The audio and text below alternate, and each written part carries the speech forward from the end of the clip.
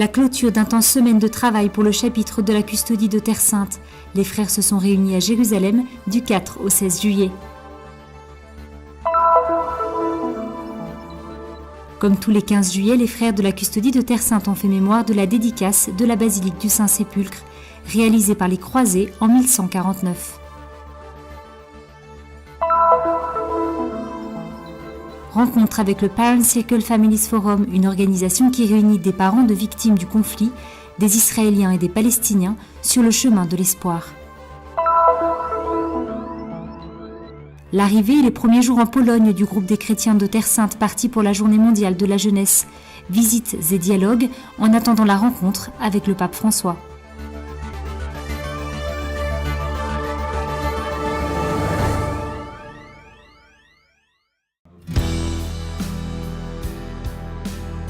Les frères se sont réunis pour leur chapitre à Jérusalem lors d'intenses semaines de travail, interrompues seulement pour une journée de repos lors de la pause du dimanche. Certains ont participé à Bethléem, à la première messe célébrée par le père Emad, nouvellement ordonné, tandis que d'autres se sont rendus en visite en Samarie après un premier arrêt à Naplouse, au puits de Jacob, et ont ensuite continué vers Sébaste pour une visite du site archéologique de l'ancienne Samarie, accompagnée par Karna Benelli, historienne d'art de l'association ATS Pro Terra Sancta.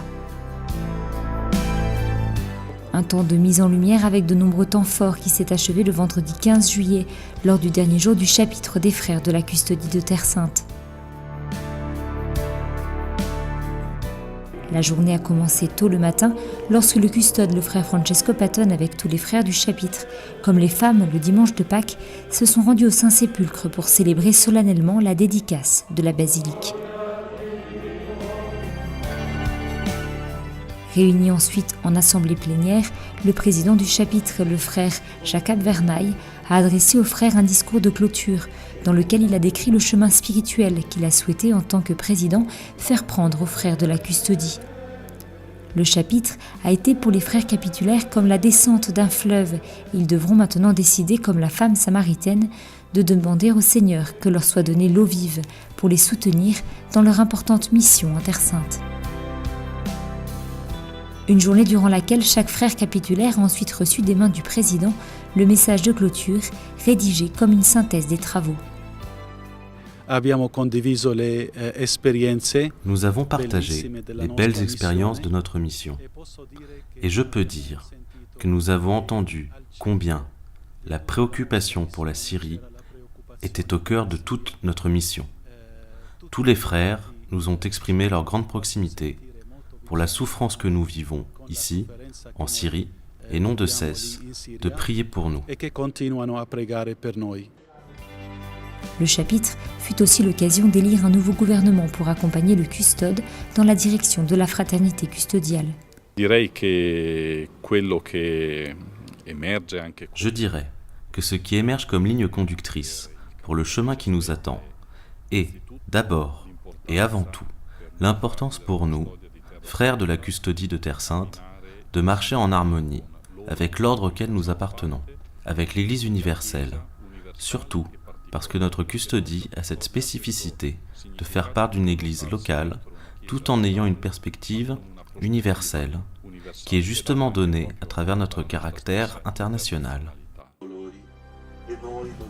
Tous les frères ont finalement pris part à un chemin de croix dans les rues de Jérusalem, un itinéraire prenant fin devant le tombeau vide du ressuscité.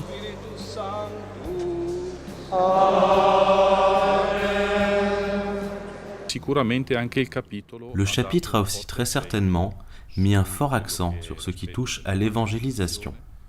Nous avons répété de nombreuses fois que nous sommes nés en tant que province missionnaire. La custodie de Terre Sainte est la première expérience missionnaire de notre ordre.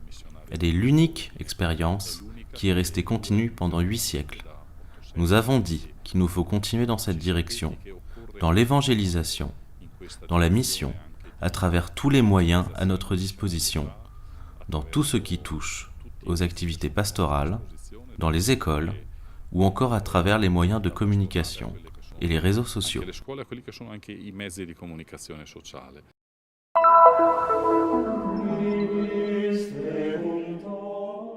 Nous sommes saisis par la même crainte que Pierre devant le tombeau vide. L'homélie du custode de Terre Sainte, le père Francesco Patton, a touché en plein cœur les fidèles présents lors de la dédicace du Saint-Sépulcre. Comme tous les 15 juillet, les frères mineurs de l'ordre ont fait mémoire de la consécration de l'autel de l'église, réalisée pour la première fois par les croisés en 1149, 50 ans après la conquête de Jérusalem, la consécration originale de la basilique ayant eu lieu en 335. Le Saint-Sépulcre ne cesse de nous rappeler deux choses fondamentales. D'une part, il nous rappelle à quel point Dieu lui-même s'est abaissé dans son Fils Jésus pour venir à notre rencontre. Il a tellement voulu partager notre vie qu'il en a partagé également ce qu'elle a de plus extrême, de plus dur, c'est-à-dire la souffrance, puis la mort. Par la suite, ressuscitant son Fils, Dieu a décidé aussi de nous donner et de partager avec nous sa vie divine. Les lectures ont ainsi retracé la passion du Christ et sa déposition dans la tombe jusqu'à l'annonce de la promesse de la résurrection. De nombreux fidèles et frères étaient présents pour la cérémonie compte tenu de la conjonction avec le chapitre. Une partie du rituel a eu lieu à l'intérieur de l'édicule, actuellement entouré d'échafaudages à cause des rénovations en cours. Cette année, il y a des travaux en cours, donc les espaces étaient plus petits. Mais malgré cela, nous avons pu célébrer dans un silence relatif. La célébration a eu lieu quelques heures après l'attaque perpétrée à Nice en France qui a tué plus de 80 personnes. Le père Patton a prié au début de la messe pour les victimes et leurs familles, appelant tous à laisser leur cœur s'ouvrir à la paix. Le tombeau vide nous dit que tous ceux qui sèment la mort, même s'ils semblent forts aujourd'hui, et même s'ils sont apparemment vainqueurs, sont en réalité déjà confondus par la mort et la résurrection de Jésus. Tel est le seul vrai message d'espérance jamais donné à l'humanité à travers l'histoire de l'homme. Et il n'y aura jamais d'autre message d'espérance comme celui-ci.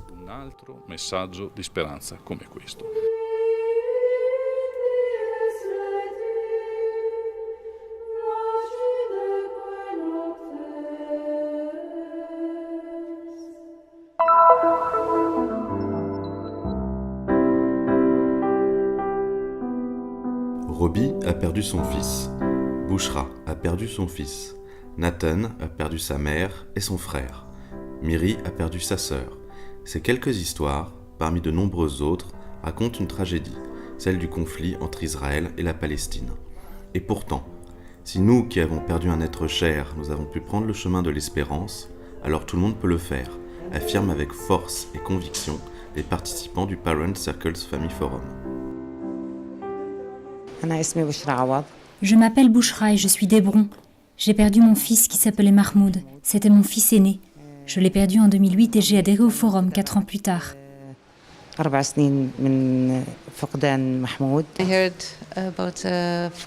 J'ai entendu parler d'un forum qui organisait des réunions à Tel Aviv tous les samedis, alors je suis allée voir. J'ai écouté et j'ai pensé, c'est ici ma place.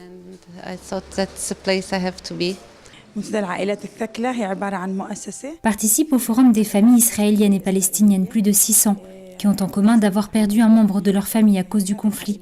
L'organisation a été fondée il y a 20 ans lorsque ces personnes ont décidé de s'asseoir à la même table pour parler et dialoguer, afin de trouver ensemble une solution.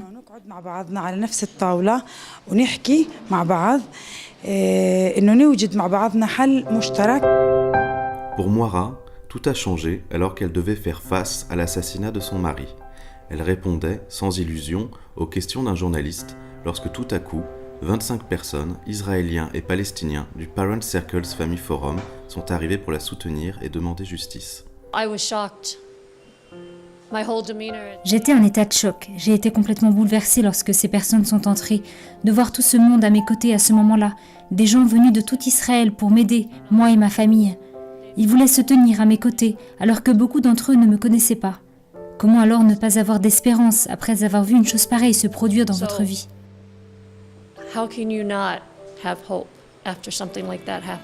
Le forum donne vie à de nombreux projets, camps d'été pour les enfants, dons de sang, conférences sur l'histoire du pays. Mais le projet le plus important est sans doute celui de Steps for Peace, des pas pour la paix, réalisé par un groupe de femmes, Women's Group, de l'organisation qui a pour symbole l'oiseau de paix. C'est une sorte de phénix. Nous l'avons trouvé sur une vieille broderie d'une robe palestinienne de Nabila. Puis nous l'avons cousu sur des chaussures et nous l'avons exporté à New York.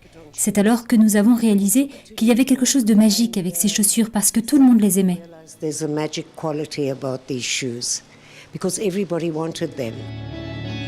Les baskets et les patchs, sur lesquels chaque semaine les femmes cousent ce symbole, ont déjà fait le tour du monde. New York, Hollywood, Berlin, le Parlement européen.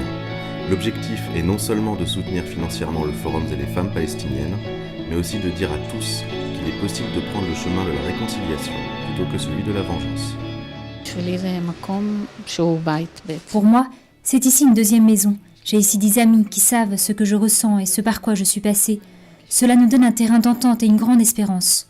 Selon moi, les gens semblent vouloir dire que nous sommes ennemis, mais nous ne le sommes pas. Nous sommes amis. Nous sommes un groupe de personnes très liées.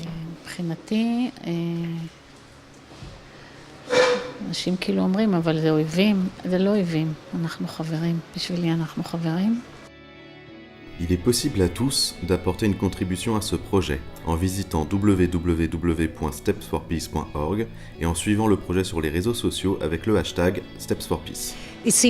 Il est important que les gens écoutent un autre message. La plupart n'entendent que les problèmes et la tristesse venant d'Israël et de Palestine, alors que là, existe un groupe de femmes qui auraient toutes des raisons de ne pas pouvoir s'asseoir autour de la même table. Chacun de nous a une histoire tragique à raconter et nous vivons sans cesse un miracle. Nous nous asseyons ensemble en plein cœur de Béjala pour coudre ensemble avec l'intention de faire la différence en ce monde.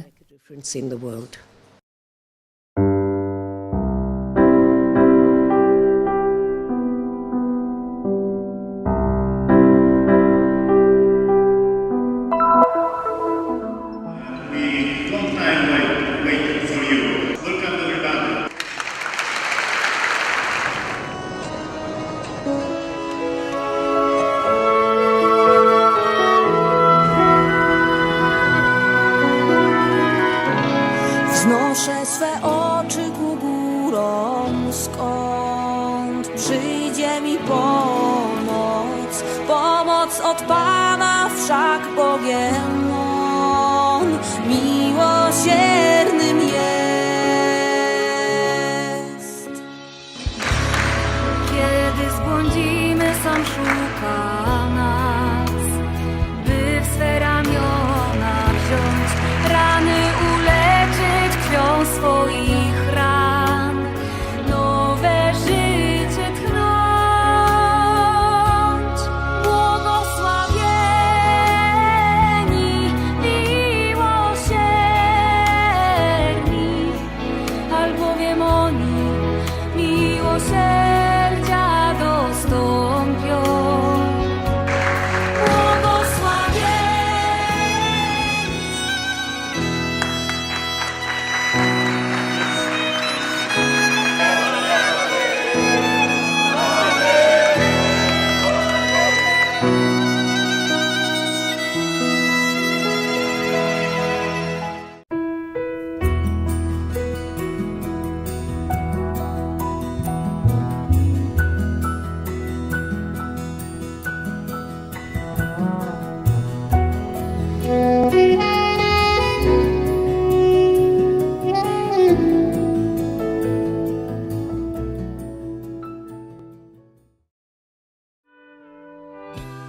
Le Terra Santa News est une production du Christian Media Center situé à Jérusalem, en Terre Sainte.